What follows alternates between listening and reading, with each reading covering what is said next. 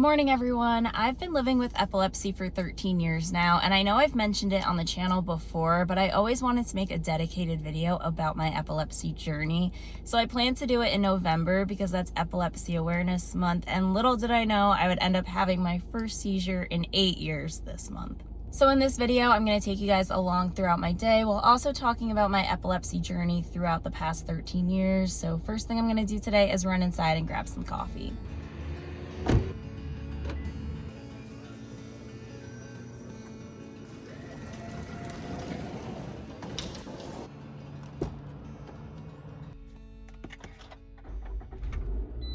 I got my usual order, which is a brown sugar shaken espresso. That's really good today. No cinnamon though. I like cinnamon, but not in my coffee. Other thing is, since I went inside, I asked them to fill up my water bottle. I get asked a lot how I grab water on the road. There's a variety of ways, but one thing is if I go into a cafe or a grocery store or something like that, I'll fill up a water if I can. There's a hike I really want to do today, so now that I have my coffee and my water, I've got a 30-minute drive to the trailhead. Let's head on out of here.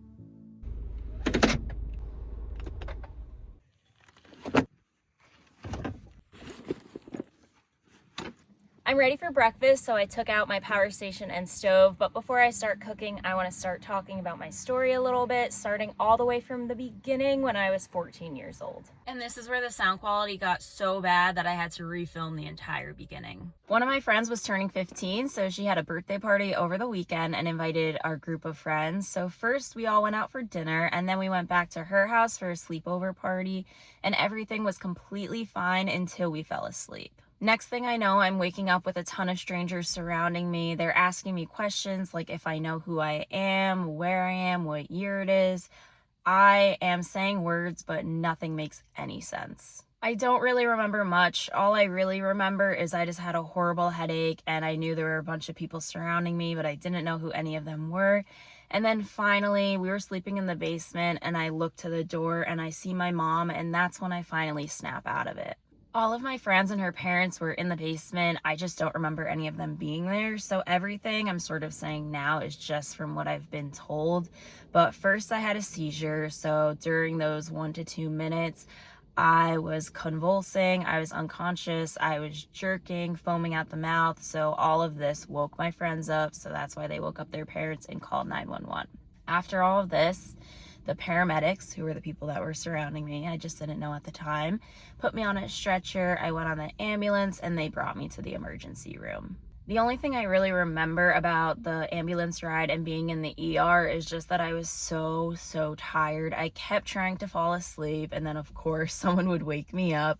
So I was in and out of sleep for hours, and I just had the worst headache of my life. While I was at the hospital, they ran a few tests because they wanted to figure out what was wrong. So they did blood work and they also did a CAT scan. A CAT scan is a medical imaging procedure that uses x-rays to create detailed cross-sectional images of the inside of the body. So they did the CAT scan on my brain and all of the tests came back as normal. They couldn't really do anything else for me, so I got discharged and then we consulted a neurologist. Now at this point we knew I had a seizure, but we just weren't sure why I had one, so the neurologist wanted to run a 1-day EEG. An EEG is a test that detects abnormalities in your brain waves or in the electrical activity of your brain. I remember not liking this test at all. I went into the doctor's office and they took these probes, I believe that's what they're called, and they put some type of glue on it and then attached it all around my scalp. I remember this glue was really hard to get off and the whole test was just pretty uncomfortable.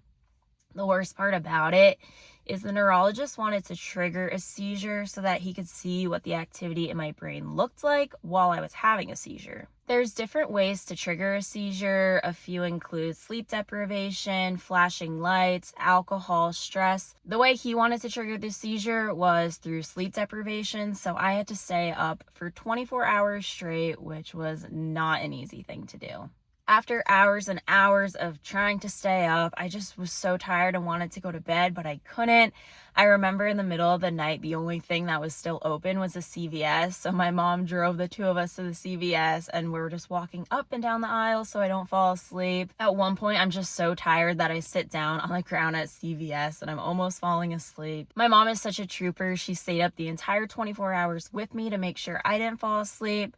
But unfortunately, after all of that, the test came back completely normal. So here we are weeks later. Every test is coming back normal, so we can't figure out what is wrong. Maybe it was a one seizure and that was it. So we sort of go on like life is normal, and it is until the night before my 15th birthday. This night, I'm having another sleepover party with the same group of girls. We have a normal night until I fall asleep, and this time I don't remember waking up until I'm already in the hospital. So here I am in the hospital bed on my 15th birthday, one of the worst birthdays of my life because I spent most of that day in the hospital. Clearly, there's an issue because this was the second seizure I've had that we know of. It's possible that I had more before that we didn't know of. So yeah, we spend the whole day in that hospital doing more tests. Of course, everything is coming back normal, so we really just don't know what the problem is. So I just talked about doing a one-day EEG. This time the neurologist wants to do another one, but this time for 3 days straight. So I put those electrodes back on my head, 3 full days. All of the wires sort of connect into this bag, so I wear this bag around my shoulder whenever I'm walking anywhere. But I spent most of those 3 days in the house because there was also another huge device with a camera on it because they also wanted to watch me those 72 hours to see exactly what I was doing and what the brain activity looked like while I was doing certain things. I hope that makes sense. So I have the full day, I go to sleep, and that next morning, the neurologist calls my mom and tells her basically the second I fell asleep, he noticed there was abnormal activity. Finally, after all this time, which felt like we were never going to have answers, I do have a diagnosis. The neurologist says I have frontal lobe epilepsy and the seizures occur while I'm asleep. Usually, people that have frontal lobe epilepsy have their seizures while they're sleeping. And there's also different types of seizures. Mine are grand mal seizures, which is probably what you would be thinking of. Huge convulsions, lots of movement, jerking, making noises in your sleep, sometimes foaming at the mouth, just really scary things that you don't want to be seeing. They last between 1 to 2 minutes, and it's dangerous because every time you have a seizure, you're more likely to have another one. It can cause brain damage if they're not controlled and a lot of awful, horrible side effects. So right here, I'm going to take a little break, make breakfast, and then we'll continue. While I make breakfast, I'm going to charge up some of my devices using my Bluetti power station. This is the Bluetti Elite 10. This station is mini but mighty, and it's perfect for phones, laptops, and small appliances. It's super lightweight and travel friendly. You can really bring it almost anywhere, even on an airplane. This station has a fast recharge from 0 to 100 in just 70 minutes. Not only do I not have milk, there's literally nothing in my fridge. Except I've got a few eggs and some cheese, which means I can make breakfast. Also, I really need to clean that.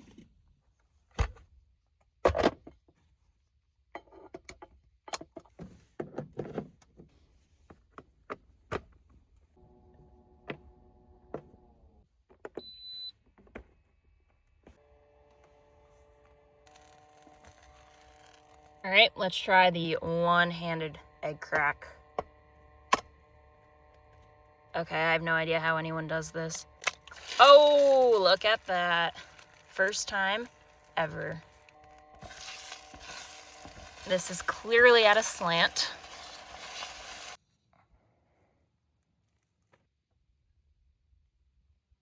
Please don't judge me too much. I'm just trying something new for once. And I just want a little breakfast before I go on my hike. So we've got a tortilla with a slice of cheddar cheese, 1 egg, and a little bit of sauce on top. Cheers.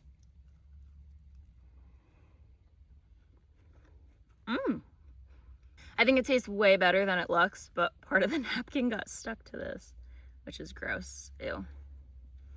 All right. I think this might be on the menu from now on. Now that I've had breakfast, I'm going to start getting ready for my hike. It's super warm out today, so it's really hot in my car. Maybe it'll be better once I hit the trail. So where was I? I got my diagnosis, and my treatment plan is to take medication.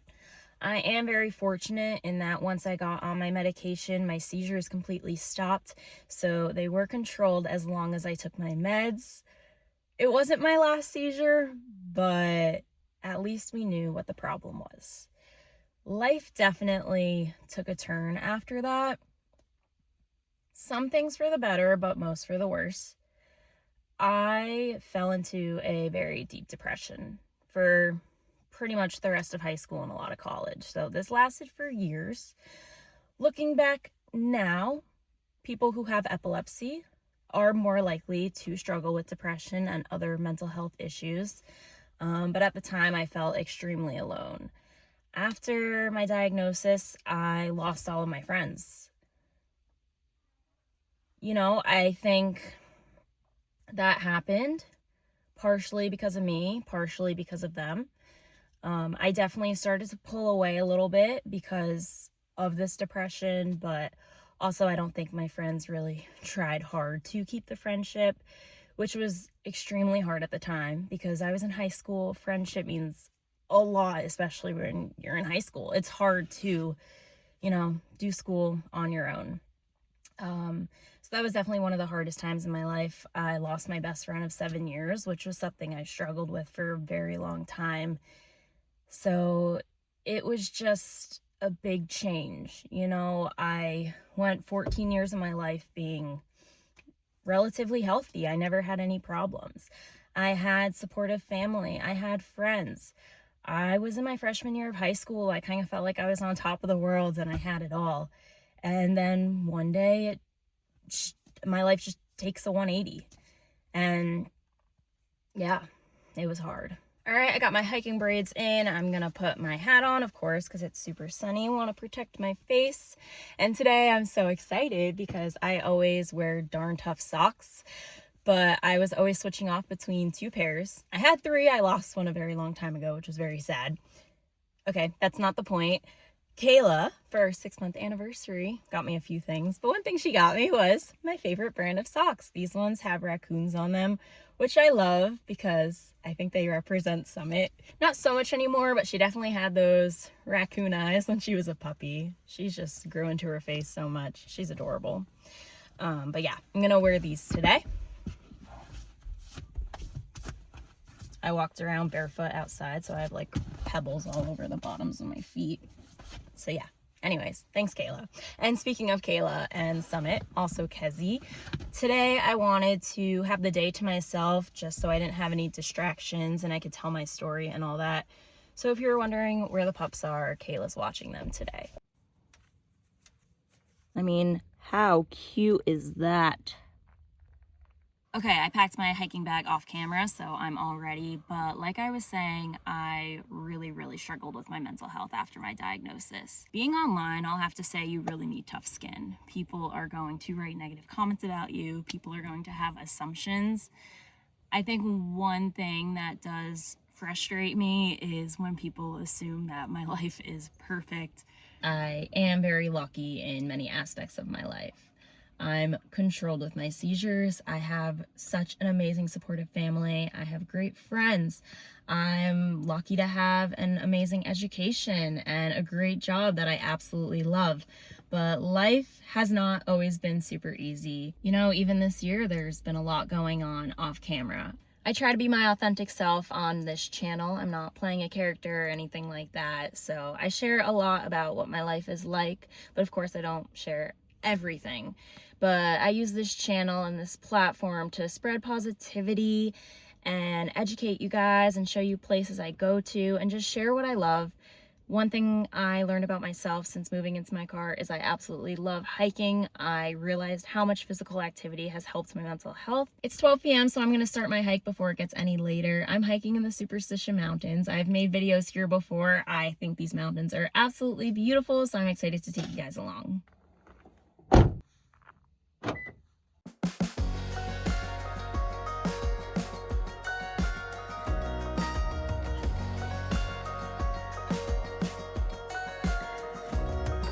Today's hike is 4.6 miles round trip, a little over 1,300 feet in elevation gain. It feels like another day in paradise. Watching those wildflowers wave in the air. Front porch, swinging back in my chair. I'm soaking up the sunshine, lucky to be alive. Wonderful life that we're living. Head in the sky, My heart's pumping. This feels great. a wonderful life that we're living.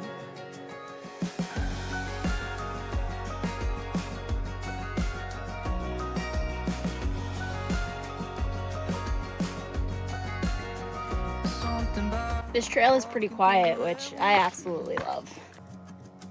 that makes you think the sky's just within reach.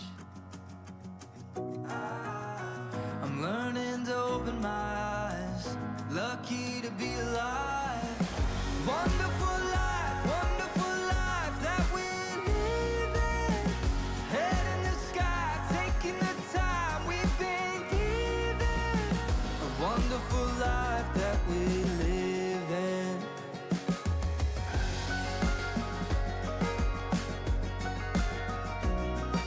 I'm almost there. I'm at the last half mile, which is switchbacks to the top.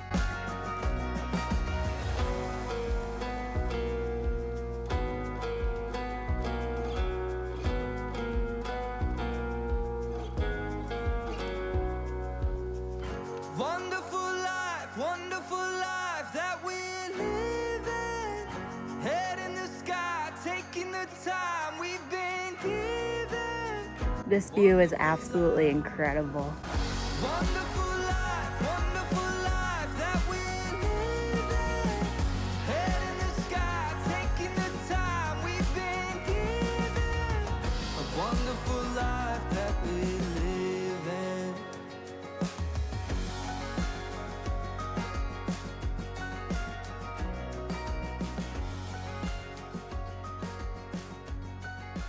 .3 miles to go. I'll see all of you back at the car. And we're back. That was an amazing hike. It took about 3 hours, and now that I'm back at the car, I want to show you guys my new Blue Eddy power station. I've never done an unboxing before, so let's do it.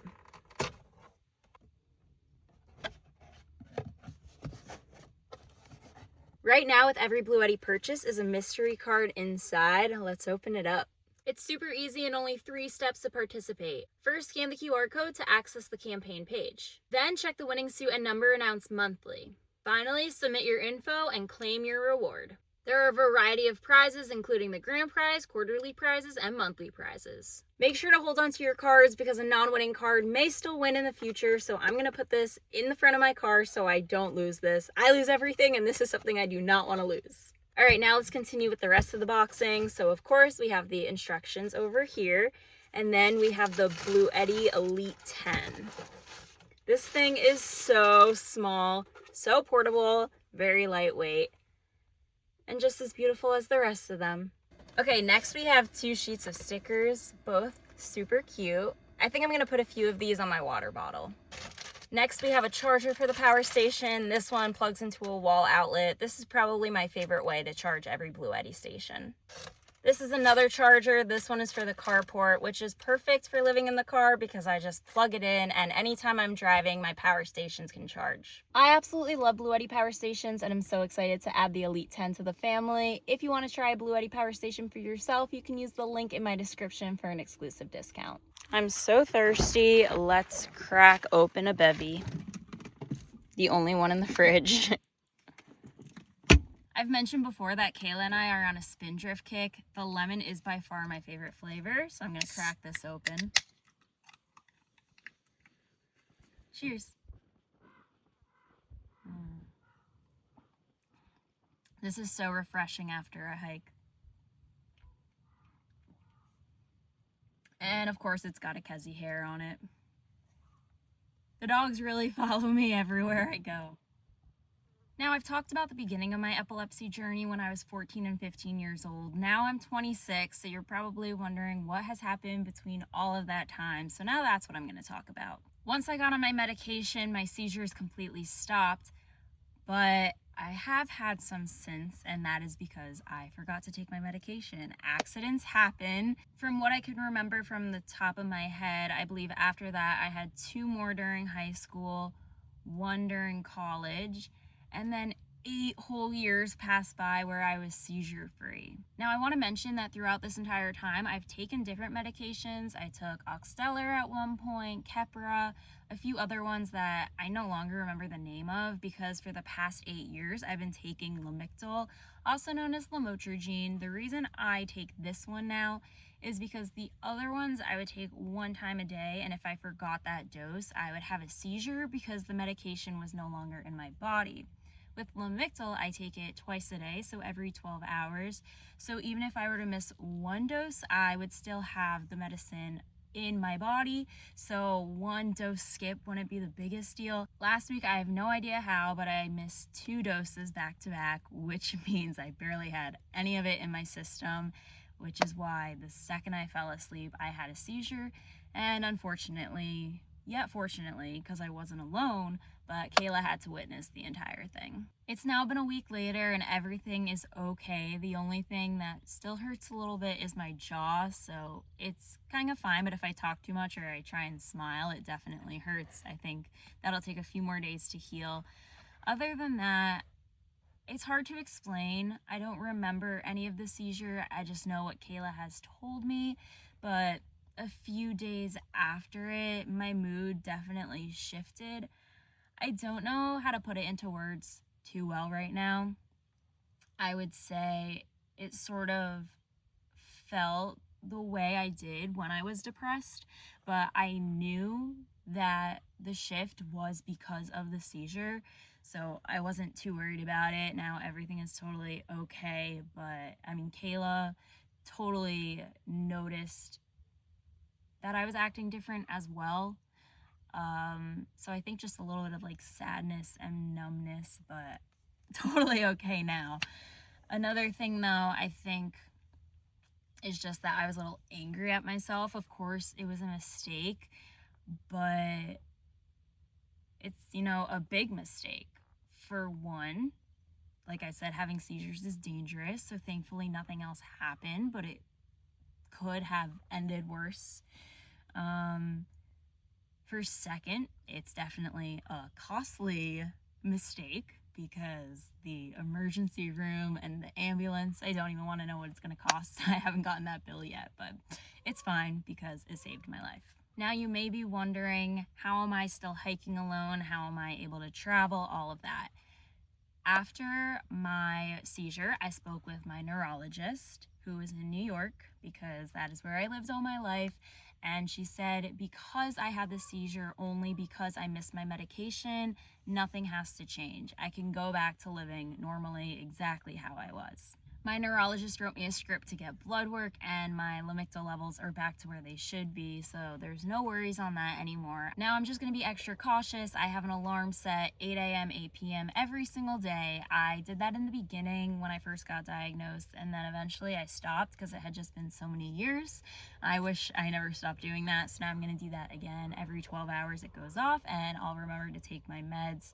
Also, every Sunday, I pre-pour my medication, so I have 2 pills for each day of the week, and I make sure I'm keeping track of what I'm taking. I covered a lot today, the best I could, but if you still have questions, feel free to leave them in the comments, and I'll try and answer as many as I can. I feel so grateful to have this platform and that I was able to share my story today, so I hope you guys really enjoyed this video.